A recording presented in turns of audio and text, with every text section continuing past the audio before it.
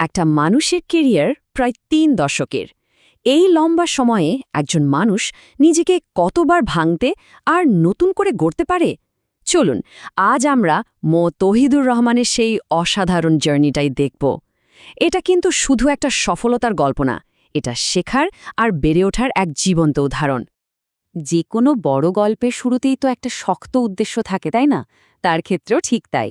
লক্ষ্যটা ছিল একদম পরিষ্কার, প্রতিষ্ঠানে একটি ইতিবাচক পরিবর্তন আনা। ব্যাস, এই একটা কথাই যেন তার পুরো ক্যারিয়ারের কম্পাস হয়ে দাঁড়িয়েছিল। আচ্ছা, তার এখনকার দায়িত্বটা ঠিক কতটা বড় একটু ভাবুন তো। প্রায় ১৭০০র মতো কর্মীর একটা বিশাল টিমকে তিনি লিড দেন। কিন্তু এই জায়গায় পৌঁছানোর রাস্তাটা কেমন ছিল? চলুন একদম শুরু থেকে সেই গল্পটাই শোনা যাক। যে কোনো বড় গাছের শেকড় যেমন গভীরে থাকে, তেমনি বড় সাফল্যের ভিত্তি হল শিক্ষা। তো চলুন আমরাও তার গল্পের সেই শেকড়েই ফিরে যাই। এমন এক শুরুতে যেখানে শুধু সার্টিফিকেটই ছিল না, ছিল আজীবন কিছু শেখার একটা মানসিকতা।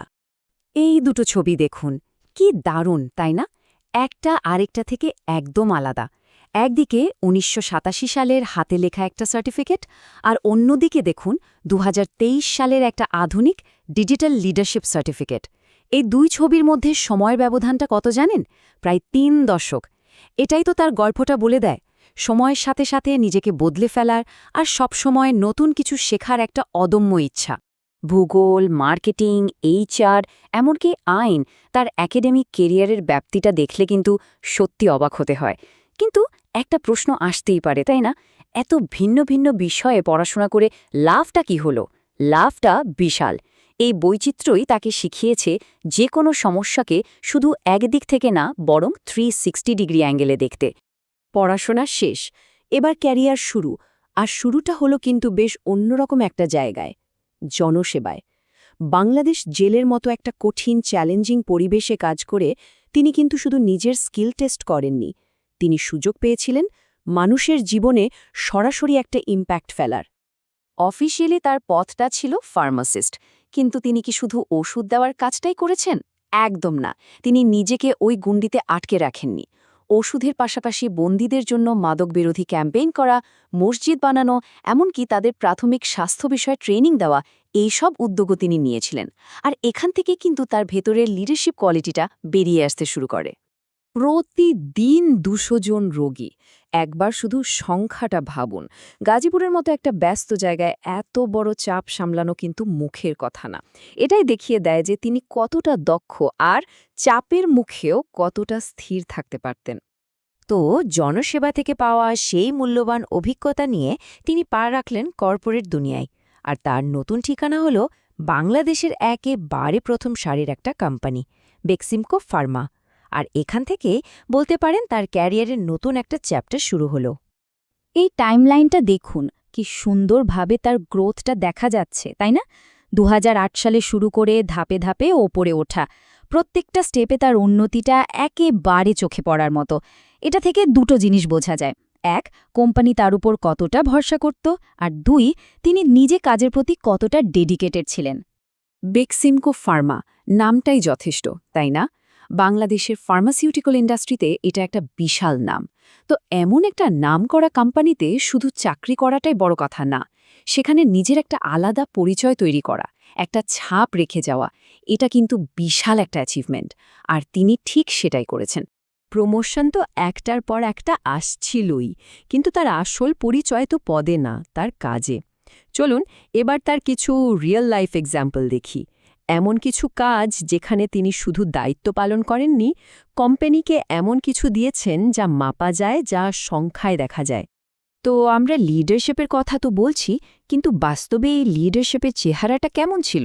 এটা কি শুধু কথার কথা, নাকি এর সত্যিকারের কোনো প্রমাণ আছে? চলুন কয়েকটা সলিড উদাহরণ দেখি।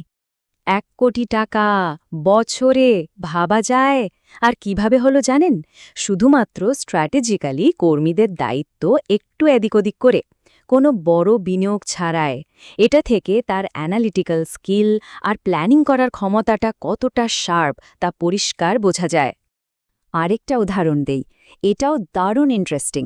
কোম্পানির ফেলে দেওয়া জিনিস বা স্ক্র্যাপ পরিবহনের জন্য ট্রাক ব্যবহার না করে তিনি চালু করলেন ইলেকট্রিক ইজি বাইক। আর ফলাফল, বছরে আরও ৫ লাখ টাকা সেভ।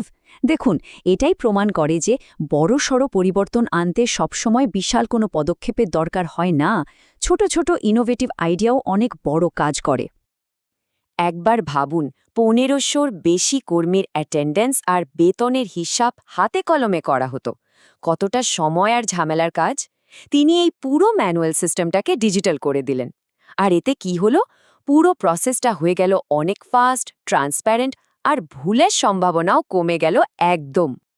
তাই লিডারশিপ কিন্তু শুধু টাকা বাঁচানো বা ফাইল ওয়ার্কের মধ্যে সীমাবদ্ধ ছিল না। তিনি মানুষের মন জয় করতে জানতেন। যেমন ধরুন, ৫৫০র বেশি কর্মীকে নিয়ে অ্যানুয়াল ইনডোর গেমসের আয়োজন করা। এটা কিন্তু শুধু একটা খেলা না, এটা কোম্পানিটা একটা উৎসবের মতো পরিবেশ তৈরি করে, সবার মধ্যে বন্ডিংটা আরও স্ট্রং করে তোলে। এত সব সাফল্যের পেছনে আসল রহস্যটা কি? কি সেই মূল চালিকা শক্তি? উত্তরটা একটাই: অবিরাম শেখার আগ্রহ। তার ক্যারিয়ারের সবচেয়ে ইম্পর্টেন্ট দিক সম্ভবত এটাই। চলুন এবার এই বিষয়টাতেই ফোকাস করা যাক।